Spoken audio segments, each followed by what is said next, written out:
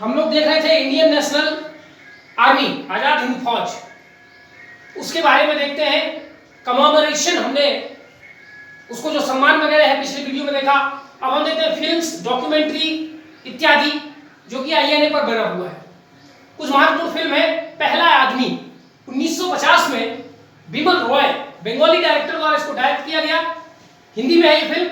समाधि 1950 में रामेश सैगल द्वारा इसको डायरेक्ट किया गया। इंडियन, ये तमिल भाषा की फिल्म है।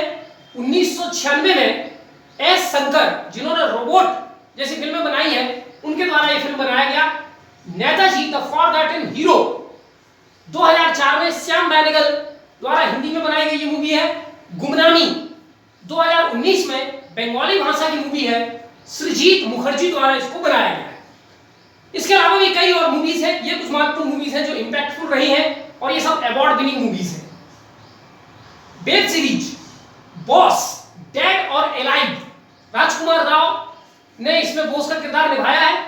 2017 में ऑल्ट बालाजी द्वारा इसको प्रोड्यूस किया गया है और ये अजीत धर नामक व्यक्ति की किताब पर आधारित है। द फॉरगॉटन आर्मी, आजादी के लिए 2020, ये भी एक वेब सीरीज है। अमेज़न प्राइम द्वारा इसको प्रोड्यूस किया गया है। डॉक्यूमेंट्री में एक बहुत इंपॉर्टेंट डॉक्यूमेंट्री है द फॉरगॉटन आर्मी। 1999 में एक था टाइगर फेम वाले कबीर खान द्वारा इनको डायरेक्ट किया गया है। ठीक है, तो ये कुछ महत्वपूर्ण फिल्म है जो आईएनए पर बना है, सुभाष चंद्र बोस पर नहीं, ये आईएनए पर आधारित है। सुभाष चंद्र बोस को सेंटर में रखते हुए भी कुछ फिल्म है। ठीक है, notes related to INA, INA से संबंधित कुछ महत्वपूर्ण बातें। INA used Azad Hind radio, इन्होंने जर्मनी और सिंगापुर में आजाद हिंद रेडियो की स्थापना की थी, जिसके माध्यम से ये अपना संदेश दुनिया भर के भारतवासियों को दिया करते थे कि ये समय है आजादी के लिए, हमें एक होना है और आजादी के लिए हमें अपना प्रयास करना है। ठीक है, और ये कई भाषाओं में यहां से न्यूज और अपने विचारों को ब्रॉडकास्ट जो है वो करते थे। इन्हीं रेडियो का प्रयोग करके द्वितीय विश्व युद्ध में आजाद हिंद फौज द्वारा ब्रिटेन के खिलाफ लड़ाई लड़ने की इजाजत मांगी थी सुभाष चंद्र बोस ने महात्मा गांधी से, और इसी दौरान उन्होंने महात्मा गांधी को राष्ट्रपिता कहा था। वो हम और थोड़ा सा आगे देखेंगे। ठीक है, INA was the first native Indian army to win a battle against British, अंग्रेजों के खिलाफ जंग जीतने वाली भारत की एकमात्र सेना आईएनए थी। हालांकि वो कंप्लीटली विजय नहीं कही जा सकती, लेकिन फिर भी मणिपुर में एक जगह है मोइरंग, वहां पर आईएनए के जवान और ब्रिटिश सेना के जवानों के बीच में लड़ाई हुई थी, जिसको आईएनए के जवानों ने जीता था और मोइरंग पर कब्जा किया था बैटल ऑफ इंफाल के समय 1944 में, और यहां पर भारत का झंडा फहराया था। ठीक है, हालांकि बाद में हार गए थे युद्ध। जब बैटल ऑफ इंफाल, जब हम और आगे बढ़ेंगे इस मोइरंग को कब्जा करने के बाद, तो उसमें जापान और आईएनए की सेना हार गई थी। लेकिन शुरुआती दौर में ये जो छोटा सा हिस्सा था इस जंग का, उसको जीता था। BBC was banned by British government to broadcast news, stories, documentaries, etc. related to INA. INA के बारे में बहुत सारी खबरें थी, न्यूज थी, स्टोरीज थी, उसको BBC द्वारा चलाया जाता था और इनको सुनकर के भारत और दुनिया भर के भारतीय लोगों के अंदर राष्ट्रवाद और एक ऊर्जा, एनर्जी, जज्बा पैदा हो जाता था। INA के प्रति सिंपैथी जागृत हो जाती थी, इसलिए BBC को बैन कर दिया था ब्रिटिश गवर्नमेंट ने कि आईएनए से रिलेटेड कोई भी न्यूज, डॉक्यूमेंट्री, फिल्म, स्टोरी इत्यादि आप नहीं दिखाएंगे। Gandhi ji acknowledged that INA had attained a remarkable feat by utilizing the religions for a common goal. Gandhi ji ने इस बात को माना कि आईएनए ने भारत की आजादी, जो कि कॉमन गोल था सबका, उसके लिए सभी धर्म के लोगों को एकजुट करने में बहुत महत्वपूर्ण योगदान दिया है। नेहरू इनिशियली अगेंस्ट आईएनए, हालांकि नेहरू भी समाजवादी थे, बोस भी समाजवादी थे, और ये दोनों कांग्रेस के भीतर जब तक रहे हैं, ये दोनों ही फ्यूचर लीडर के रूप में, future prime minister of India के रूप में देखे जाते थे, जिसमें सुभाष चंद्र बोस ज्यादा योग्य थे। बहुत सारी भाषाएं उनको आती थी, आईसीएस का एग्जाम उन्होंने क्लियर किया था। ठीक है, इनके इंटरनेशनल संबंध थे, अंग्रेजी भी बढ़िया बोलते थे, उर्दू बोलते थे, बंगाली बोलते थे, हिंदी बोलते थे, संस्कृत का अच्छा ज्ञान था, तो ज्यादा इंटेलेक्चुअल व्यक्ति थे। और इनका सपोर्ट सुभाष चंद्र बोस की तरफ बहुत ज्यादा था। और फिर गांधी ने अचानक से नेहरू का सपोर्ट करना शुरू किया और यहां से गांधी और नेहरू में थोड़े से टेंशन अराइज हुए और इसलिए आईएनए का सपोर्ट नेहरू ने नहीं किया। लेकिन जब आईएनए के लोगों को गिरफ्तार कर लिया और आईएनए के लोगों पर मुकदमा चला, तब तक सुभाष चंद्र बोस निपट चुके थे, उनकी मृत्यु हो चुकी थी। तब फिर जाकर के जवाहरलाल नेहरू ने आईएनए का सपोर्ट करना शुरू किया था। Stories of INA not taught in Indian text book for a long time. Bharat के आजाद हो जाने के बाद भी सुभाष चंद्र बोस और इंडियन नेशनल आर्मी से जुड़ी हुई किस्से कहानी भारतीय टेक्स्ट बुक्स में, स्कूल टेक्स्ट बुक में नहीं पढ़ाया जाता था, कुछ बैन किया गया था उसको। ठीक है, 1980 के बाद कुछ स्थिति सुधरनी शुरू हुई थी। एकला चलो रे एक महत्वपूर्ण गीत है जिसको रविंद्रनाथ टैगोर ने लिखा था, लेकिन उसको पॉपुलराइज करने का काम सुभाष चंद्र बोस ने आईएनए के भीतर किया था। ठीक है, जिसका मतलब है कि जब कोई आपकी आवाज ना सुने, जब कोई आपका साथ ना दे, तो ये बेहतर है कि अकेले चलो। तो उसका पूरा बंगाली में गीत है एकला चलो रे। जिप्स, जिप एक टर्म था जिसे अंग्रेज लोग भारतीय सैनिकों के लिए, उन भारतीय सैनिकों के लिए जो आजाद हिंद फौज में थे, उनके लिए प्रयोग किया करते थे। इसका फुल फॉर्म था जापानीज इंडियन फिफ्थ कॉलम। ठीक है, जिप का फुल फॉर्म। ये जो टर्म था denoted to Indian soldiers of INA. INA Azad Hind Fauj के भारतीय सैनिकों के लिए अंग्रेज लोग इस शब्द का प्रयोग करते थे and used as a propaganda. और ये शब्द एक प्रोपेगेंडा फैलाने के लिए किया जाता था, जिसमें यह कहा जाता था जिप यानी कि इंडियन नेशनल आर्मी के भारतीय जवान जो कि गद्दार हैं, डरपोक हैं, कायर हैं और दगाबाज हैं, इस प्रकार से उनको बताया जाता था। और भारतीय सेना के भीतर आईएनए के जवानों को जिप कहा जाता था, ताकि ब्रिटिश सेना के भीतर जो भारतीय जवान हैं वो घृणा करें, उनको जिप कहें। जिप मतलब देशद्रोही। ठीक है, जिप मतलब जापान जैसे फांसीवादी देश से मिले हुए लोग, देश के साथ गद्दारी करने वाले लोग। तो इस प्रकार से प्रोपेगेंडा फैलाने के लिए जिप शब्द को इजाद किया गया था, ताकि ब्रिटिश आर्मी के भीतर जो भारतीय सैनिक है उनकी निष्ठा, उनकी लॉयल्टी को बरकरार रखा जा सके और इनके खिलाफ उनके मन में घृणा फैलाई जा सके। ठीक है, यहां पर फिफ्थ कॉलम का मतलब क्या है? फिफ्थ कॉलम अमेरिका में एक टर्म आया था, सबसे पहली बार ये टर्म स्पेन में आया था। ठीक है, जिसमें 4 कॉलम थे, इक्वालिटी, लिबर्टी, यूनिटी, जस्टिस, ये 4 कॉलम। और 5वां कॉलम कहा गया था उनको, उन सभी को 5वां कॉलम कहा जाता था जो किसी स्थापित सत्ता के खिलाफ खतरा पैदा करते थे। जैसे भारत में ब्रिटेन के खिलाफ यदि कोई खतरा पैदा करे, स्पेन के खिलाफ, अमेरिका के खिलाफ, जापान के खिलाफ, रशिया के खिलाफ, यदि कोई बड़ी सत्ता के खिलाफ कोई भी खतरा पैदा करता था, उसको फिफ्थ कॉलम कहा जाता था। और ऐसा माना जाता था कि जो फिफ्थ कॉलम है ये बाकी के 4 कॉलम का दुश्मन है, शत्रु है। यानी इनको लिबर्टी पसंद नहीं है, इनको इक्वालिटी पसंद नहीं है, ये लोग टोटलिटेरियन विचारधारा के लोग हैं, ऐसा नीचा दिखाने के लिए फिफ्थ कॉलम कहा जाता था इन सबको। ठीक है, फ्लैग ऑफ आईएनए, आईएनए का जो झंडा था 3 कलर का था, ट्राई कलर, टॉप में सैफरन, आज जैसा झंडा था। लेकिन आज जो सफेद वाला हिस्सा है उसमें अशोक चक्र बना है, उसकी जगह पर इसमें एक रोरिंग टाइगर बना हुआ था। ठीक है, तो टॉप में सॉफ्रेन और उसमें लिखा हुआ था आजाद, मिडिल में व्हाइट और उसमें एक रोरिंग टाइगर का चित्र बना हुआ था, और बॉटम में ग्रीन कलर था जिसमें लिखा हुआ था हिंद। येलो कलर से आजाद और हिंद लिखा हुआ था टॉप और बॉटम में, और बीच में चरखा बना हुआ था ब्लू कलर का। स्लोगन, इंडियन नेशनल आर्मी के बहुत सारे स्लोगन थे। जय हिंद सुभाष चंद्र बोस द्वारा दिया गया था, दिल्ली चलो सुभाष चंद्र बोस द्वारा दिया गया था, इनकलाब जिंदाबाद हसरत मोहानी द्वारा दिया गया था, जिसको पॉपुलराइज करने का काम भगत सिंह ने किया और इसी को उपयोग किया गया था। इसमें भी नेताजी जिंदाबाद ये नारा आईएनए के सैनिकों ने ही जो है दिया था सुभाष चंद्र बोस के लिए। सुभाष चंद्र बोस को नेता का दर्जा, हम आगे बढ़ेंगे, इंडियन लीजन जो कि ओरिजिनली आजाद हिंद फौज है उसके सैनिकों ने जर्मनी में दिया था। ठीक है, तो ये कुछ महत्वपूर्ण जानकारी।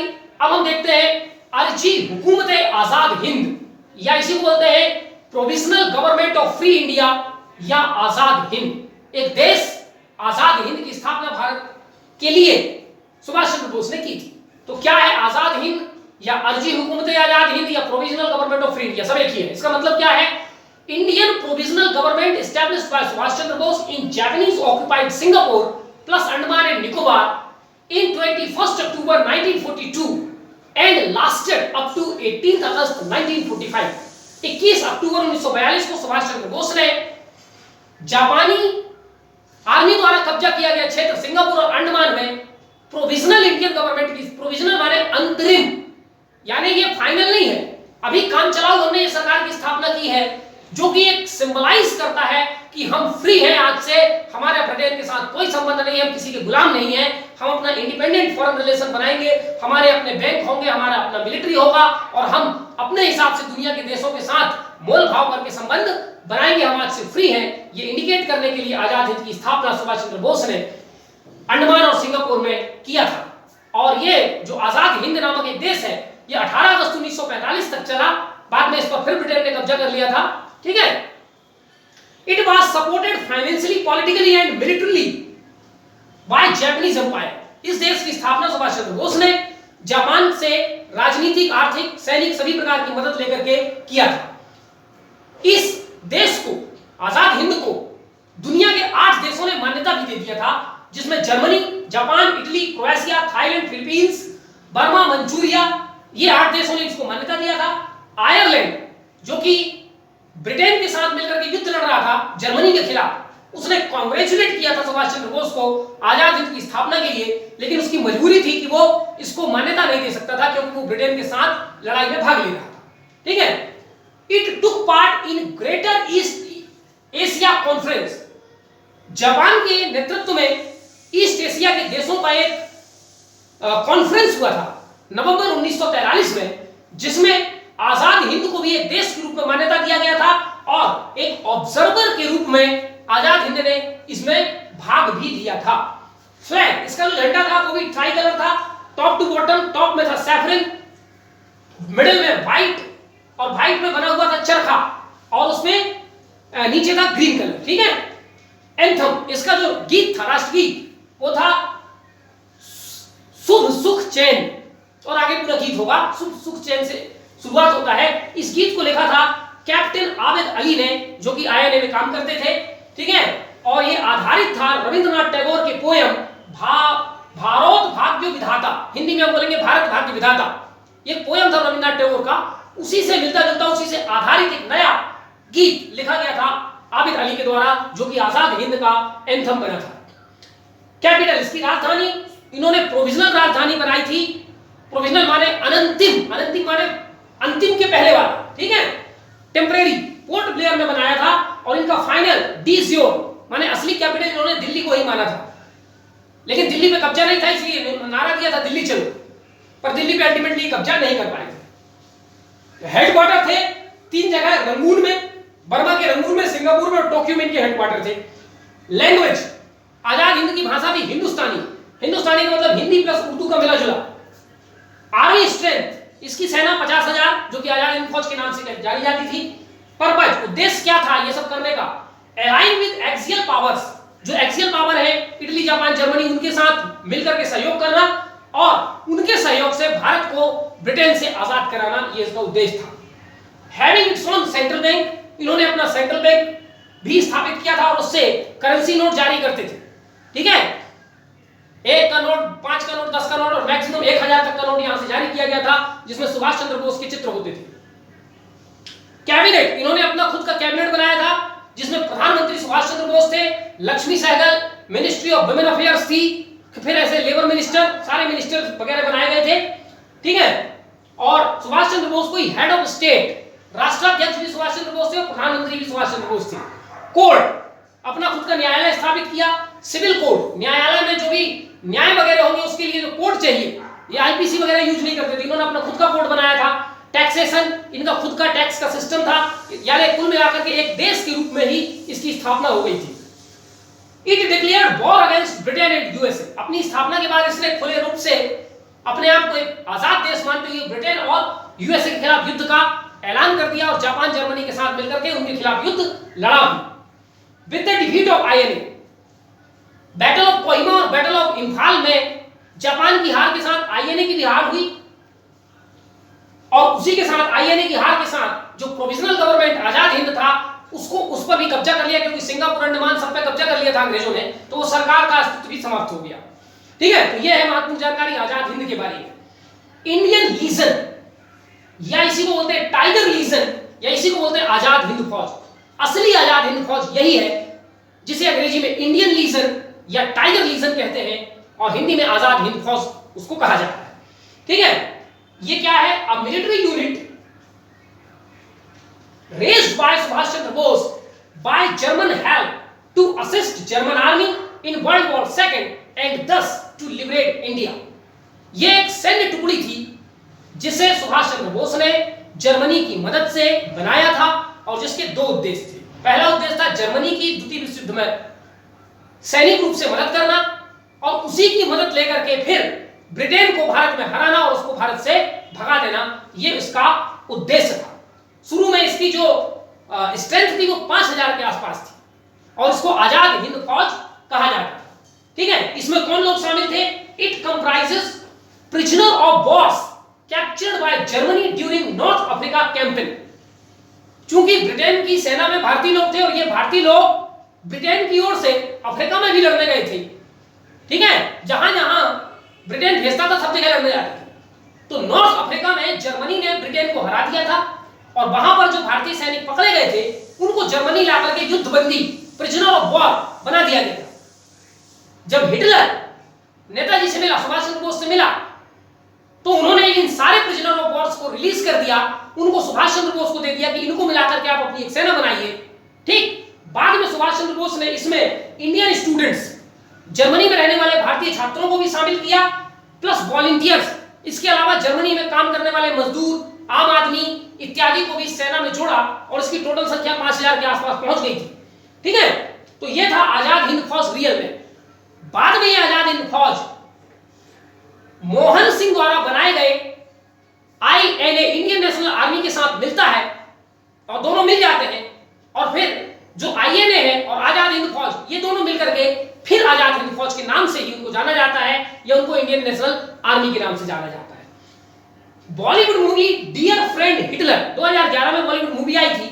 इस मूवी में इंडियन लीजन का क्या रोल है जर्मनी में, ये फिल्म में दिखाया गया है। ठीक है, अगला एक बहुत महत्वपूर्ण ऑर्गेनाइजेशन है इंडियन इंडिपेंडेंस लीग आईआईएल। इसकी स्थापना, ये पॉलिटिकल ऑर्गेनाइजेशन है, कोई मिलिट्री ऑर्गेनाइजेशन नहीं था। इसकी स्थापना रास बिहारी बोस ने, रास बिहारी बोस और सचिन सन्याल, इन्होंने जो है गोली मारकर हत्या की थी बंगाल में। ये अनुशीलन समिति के मेंबर्स थे और फिर पकड़े न जाएं इसलिए रास बिहारी बोस तो चले गए थे जापान और सचिन सन्याल चले गए थे यूएसए। ठीक है, तो यही रास बिहारी बोस जापान में 1920 के आसपास उन्होंने एक पॉलिटिकल ऑर्गेनाइजेशन बनाया इंडियन इंडिपेंडेंस लीग, जिसका उद्देश्य था भारत के वे लोग जो दुनिया भर में रह रहे हैं उन तक अपना मैसेज पहुंचाना और भारत की आजादी के लिए पॉलिटिकली तरीके से प्रयास करना, मिलिट्री तरीके से नहीं। ठीक है, and the purpose of removal of British from India. 1942 तक ये अपने हिसाब से काम करता रहा। 1942 में जापान ने जो युद्धबंदी पकड़े थे भारत के सैनिक के रूप में बर्मा में, वो सारे युद्धबंदी दे दिए किसको? रास बिहारी बोस को, कि आप एक सेना बनाइए और जापान की मदद कीजिए। ठीक है, जिसमें चीफ कमांडर थे मोहन सिंह। लेकिन फिर रास बिहारी बोस और जापान की जो मिलिट्री है उनके बीच में कुछ तनातनी हो गई, जिसके कारण मोहन सिंह ने यह डिक्लेयर किया कि जितने ये सेना के लोग हैं सब अपने अपने प्रिजनर कैंप में वापस चले जाएं, अब ये सेना काम नहीं करेगी। ठीक है, तो ये सेना को डिसमेंटल कर दिया गया और रास बिहारी बोस अपना इंडियन इंडिपेंडेंस लीग के माध्यम से काम करते रहे। लेकिन जब सिंगापुर पहुंचे सुभाष चंद्र बोस, तो रास बिहारी बोस को यह आइडिया आया कि फिर से हम जो हमारी आर्मी हमने जापान में बनाई थी उसको रिवाइव किया जाए। और सुभाष चंद्र बोस से बात करके तो सुभाष चंद्र बोस एग्री हो जाते हैं और सुभाष चंद्र बोस ने उन सारी सेना को अपने इंडियन लीजन में मिला लिया और यहां से बना आजाद हिंद फौज। ठीक है, और फिर यहीं से ये जो आईआईएल है इसने भी पॉलिटिकल एक्टिविटी छोड़ करके अपने आप को आईएनए के अंडर कर लिया कि हम आईएनए के सबऑर्डिनेट होकर के काम करेंगे। ठीक है, और आईएनए ने फिर डिसीजन लिया कि हम जापान के साथ मिलकर के युद्ध तभी लड़ेंगे जब भारत की कांग्रेस इस बात की हमें इजाजत देगी, और कांग्रेस से ऐसा कुछ गुप्त तरीके से इजाजत मिला था कि ठीक है आप करते रहो। ठीक है, अब एक और नोट आईएनए के बारे में है। आईएनए में दो लड़ाकू दल थे बड़े महत्वपूर्ण, एक को कहा जाता था बहादुर ग्रुप और दूसरे को कहा जाता था टोक्यो बॉयज। तो Bahadur group and Tokyo boys were part of INA, ध्यान रखना।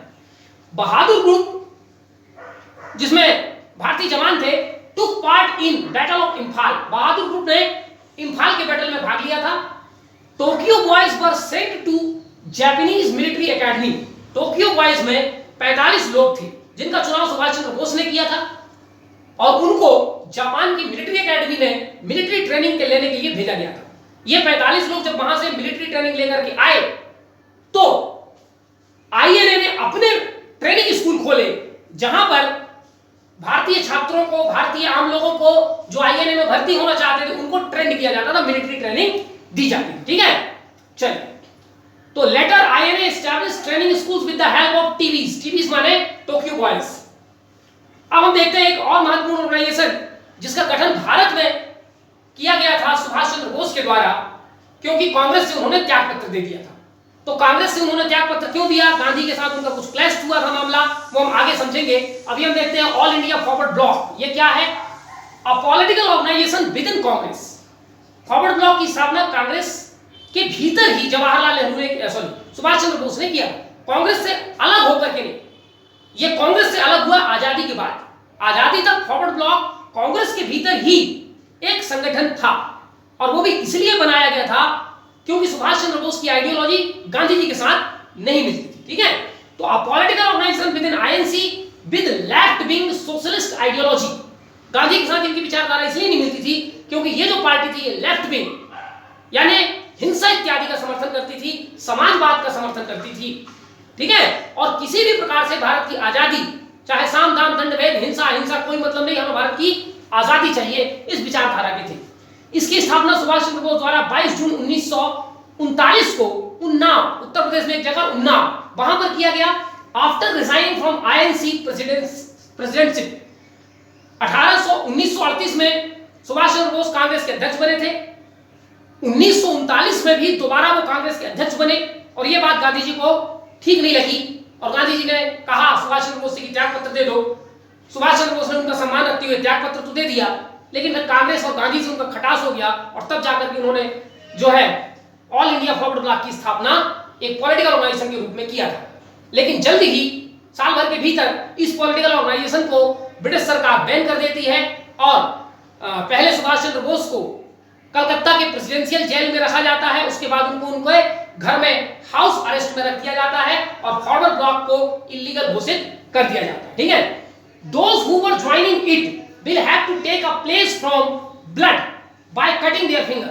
सुभाष चंद्र बोस ने कहा था जो भी व्यक्ति फॉरवर्ड ब्लॉक को का मेंबर बनना चाहते हैं उनको एक शपथ लेनी होगी, और शपथ यह है कि हम अंग्रेजों का साथ कभी नहीं देंगे, और एक बार फॉरवर्ड ब्लॉक का मेंबर बनने के बाद दोबारा इसके सिद्धांतों से मुंह नहीं मोड़ेंगे।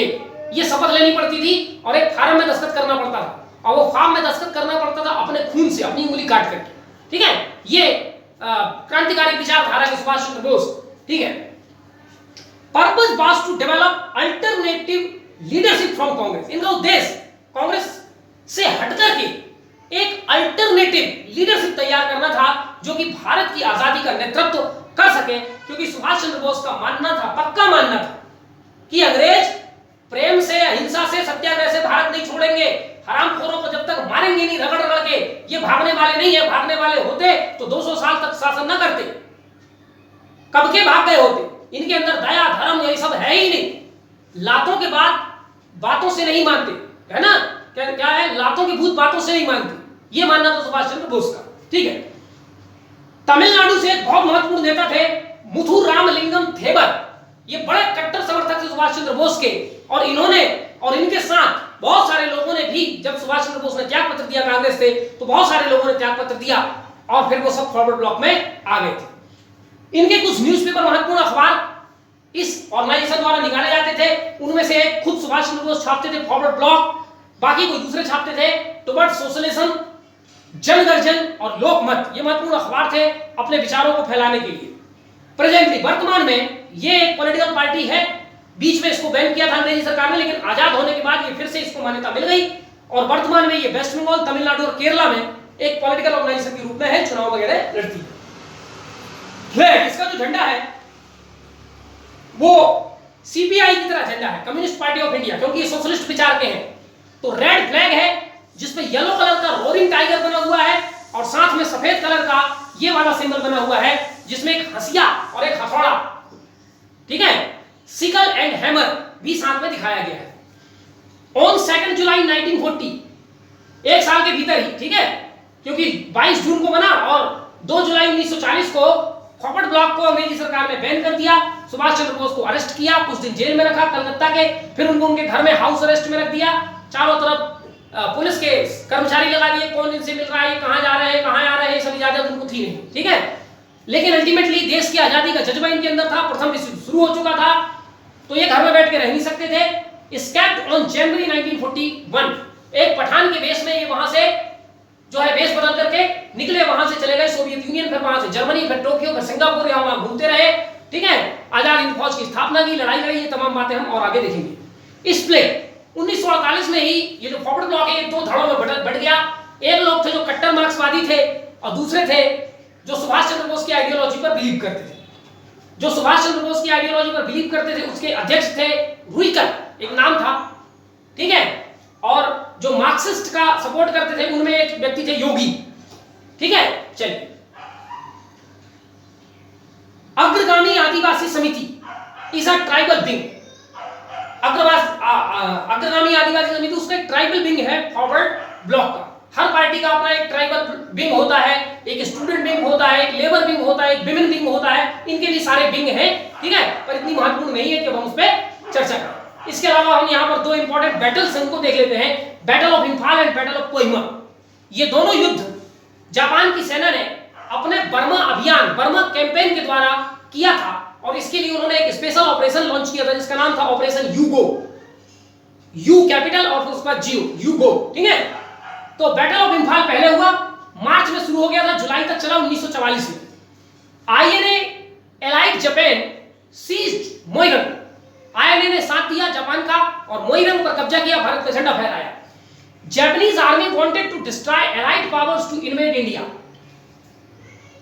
जापानी जो पावर थी, जापानी जो सेना थी, वो भारत पे इसलिए हमला करना चाहती थी क्योंकि भारत के माध्यम से ही अंग्रेजी सेना बर्मा में पहुंच जाती और बर्मा से होते हुए पूर्व इंडोनेशिया इत्यादि पहुंच जाती, जहां पर पहले से ही जापान ने कब्जा कर रखा है। इसलिए बर्मा में ना घुस पाए ब्रिटिश सेना, इसके लिए जरूरी था कि पूरे नॉर्थ ईस्ट पे, भारत की जो नॉर्थ ईस्ट है उस पर जापानियों का कब्जा हो। लेकिन आजाद हिंद फौज का प्लान केवल नॉर्थ ईस्ट पर कब्जा करना नहीं था, उनका इरादा था कि हम नॉर्थ ईस्ट को जीतेंगे, नॉर्थ ईस्ट को जीतते हुए हम गंगा के मैदान पे जाएंगे, गंगा के मैदान से होते हुए हम दिल्ली पे अल्टीमेटली कब्जा करेंगे। इसलिए उन्होंने नारा दिया था दिल्ली चलो, ठीक है। लेकिन यहां पर कुछ आगे गड़बड़ हो जाता है, ठीक है, और आगे चल करके बैटल ऑफ कोहिमा होता है जो कि अप्रैल एक महीने बाद जो है शुरू होता है और जून में जाके खत्म होता है। इसमें जापानीज आर्मी कोहिमा पर कब्जा करना चाहती है, लेकिन मानसून का समय होता है, ये जून जुलाई मानसून का समय है, भारी बारिश होने लगती है, जापान के पास इसकी पहले से कोई तैयारी नहीं रहती, जबकि ब्रिटेन सदियों से भारत पर शासन करते आ रहा है तो उसकी तैयारी थी। और फिर ब्रिटेन की सेना भारी पड़ती है जापान पर और जापान की सेना को हार करके मजबूरन जापान से नॉर्थ ईस्ट से वापस भागना पड़ता है, फिर वो अंडमान से भी उसको भागना पड़ता है, फिर सिंगापुर से भी, बर्मा से भी, और धीरे धीरे ब्रिटेन यहां से अपनी शक्ति, ब्रिटेन हारी हुई ब्रिटेन है वो यहां से युद्ध जीतना शुरू करती है और जीती हुई जो जापान है वो यहां से युद्ध हारना जो है वो प्रारंभ करती है, ठीक है। जब यहां पर युद्ध हार जाते हैं तो आईएनए के सारे जवान नॉर्थ ईस्ट को छोड़ करके रंगून चले जाते हैं और बाद में रंगून में फिर उनको 16,000 सैनिकों के द्वारा आत्मसमर्पण जो है वो अंग्रेजों के सामने करना पड़ता है, ठीक है। तो ये बैटल ऑफ इम्फाल और बैटल ऑफ कोहिमा भारत के नॉर्थ ईस्ट में लड़े गए थे, मणिपुर और नागालैंड में, ठीक है। तो ये जो दोनों थे, दोनों पर part of Burma campaign, Japanese army के बर्मा कैंपेन के अंतर्गत ये युद्ध लड़े गए थे और उसके लिए एक स्पेशल ऑपरेशन लॉन्च किया गया था, ऑपरेशन यूगो, ठीक। इन दोनों युद्धों को इतिहासकारों ने स्टालिनग्राड ऑफ ईस्ट पूर्व का स्टालिनग्राड कहा गया। पूर्व का स्टालिनग्राड या स्टालिनग्राड क्या है? स्टालिनग्राड रूस में एक जगह है और जर्मनी शुरू में द्वितीय विश्व युद्ध में बहुत ताकत से लड़ी और ब्रिटेन, रसिया, अमेरिका सबको धूल चटा रही थी। लेकिन स्टालिनग्राड रूस में जो एक जगह है वहां से जर्मनी कमजोर पड़ा और वहीं से जर्मनी की हार शुरू हुई। और जर्मनी की जैसी हार शुरू हुई वैसे द्वितीय विश्व युद्ध में ब्रिटेन और जो एलाइड पावर्स थे उनकी जीत का रास्ता खुला। उसी प्रकार जापान की भी हार का और ब्रिटेन की जीत का रास्ता इन्हीं दोनों युद्धों से खुला। इसलिए जो महत्व जर्मनी की हार के लिए स्टालिनग्राड के युद्ध का है वही महत्व जापान की हार के लिए बैटल ऑफ इम्फाल और बैटल ऑफ कोहिमा का है। इसलिए इन दोनों युद्धों को इतिहासकार स्टालिनग्राड ऑफ ईस्ट कहते हैं। ठीक है। और 2013 में ब्रिटेन में एक सर्वे हुआ था जिसमें कहा गया था कि आज तक जो सबसे महत्वपूर्ण युद्ध ब्रिटेन जीता है उनमें बैटल ऑफ कोहिमा और बैटल ऑफ इम्फाल सबसे महत्वपूर्ण युद्ध थे। क्योंकि अगर इन युद्धों को नहीं जीतता तो द्वितीय विश्व युद्ध में जापान की जीत होती, ब्रिटेन वगैरह की हार होती, ये तय था। ठीक है, चलिए आगे देखते हैं। तो ये पूरी बातें हो गई। नेक्स्ट वीडियो में हम लोगों का पर्टिकुलरली एक टॉपिक होगा सुभाष चंद्र बोस। धन्यवाद।